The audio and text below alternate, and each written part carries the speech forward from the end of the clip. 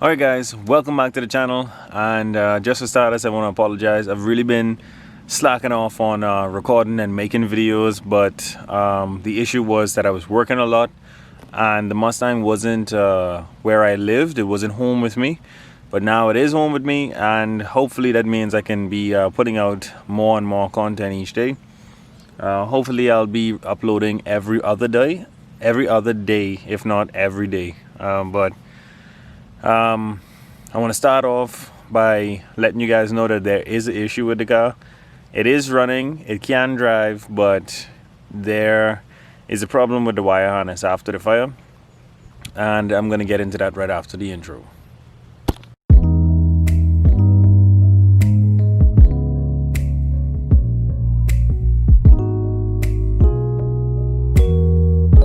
Alright, so the problem that I'm having with it after the fire is that I guess I didn't put the harness back together properly, didn't cut out as much of the burnt wires, and no matter the reason, I already have a fix for it, and the fix is on the way. It's just that the fix is going to take some time to get here. I ordered a Televac 4.6 harness. I'll leave a link to that in the description so you guys can check it out. It costs about $1,000, and it basically is a standalone wire harness for a Ford ECU. So let me explain what that is. So instead of having all of these extra Marauder wires inside this Mustang, we're going to have a clean one fuse box, one wire harness setup for this car from now on. So if I want to swap this motor into anything else, I can. It's basically creating a standalone kit for any 4.6 liter V8. Other than that, I'm going to put a battery in this thing now and show you guys the issues that I'm having with it. Basically, it runs, it'll drive like I say, but you won't get any throttle response.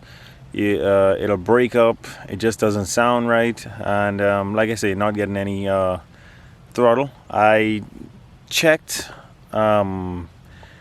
basically everything that you could check. I checked spark, I checked fuel, I checked everything. It's just the harness itself isn't putting out the right I'm trying to explain this so you guys understand. It's not the flow. I'm getting 12 volts at every thing that I should get 12 volts at, which is the injector harnesses. I'm getting 12 volts there. I'm also getting the pulse that it's supposed to get. I'm also getting 12 volts at the coil packs, the coil unplug. But what's happening is those wires were already burnt, which means they're not getting the amperage, which is the flow of energy that they're supposed to get from the computer. And also we could have issues where I probably didn't wire it up properly. So we're just going to ditch that whole harness and get a new Televac harness. But I'm going to start it now and show you guys basically what's been going wrong with it, why I want to get rid of this harness. Alright, so battery is in. This black ground is for the key on. That's for the accessories and anything else that the computer needs. This green wire is for the ground for the fuel pump. This is the hot wire for the starter. This is the fuel pump wire. What I really want to show you guys is the extent of the damage. I had a whole harness that had to be cut away from here and disconnected from here that got burned. Luckily we didn't need anything from that to make the car run. This connector got destroyed. There was a connector that used to be here, and I just had to hardwire it, this one here. That's why all of these wires are here now. Also some burn wires under these red tape, and I have that wire ran through here. I have connectors that are gonna hold it up. Let me see if I can get a look at that. These white connectors right here that are going to hold them up. I just wasn't done with the wiring, so I didn't make them fast to that and tuck them properly.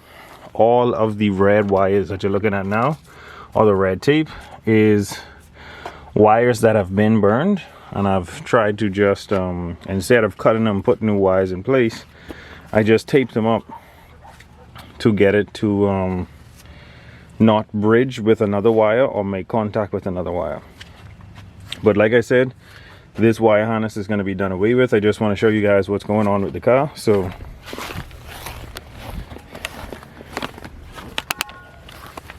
let's get to doing that. All right, the key is already on.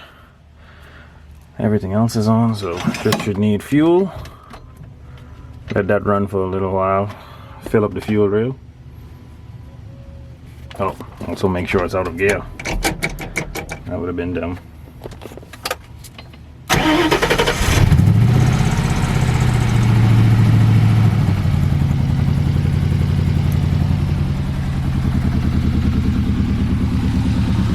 So, like I said, it runs.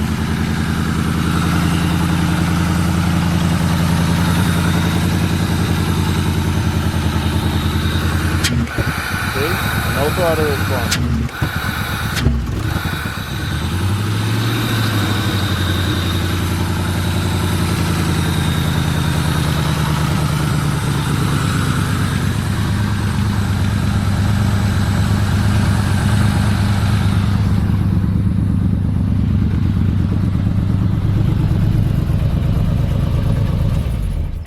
Alright, getting the fuel pump off. And the other ground wires. Take the key out.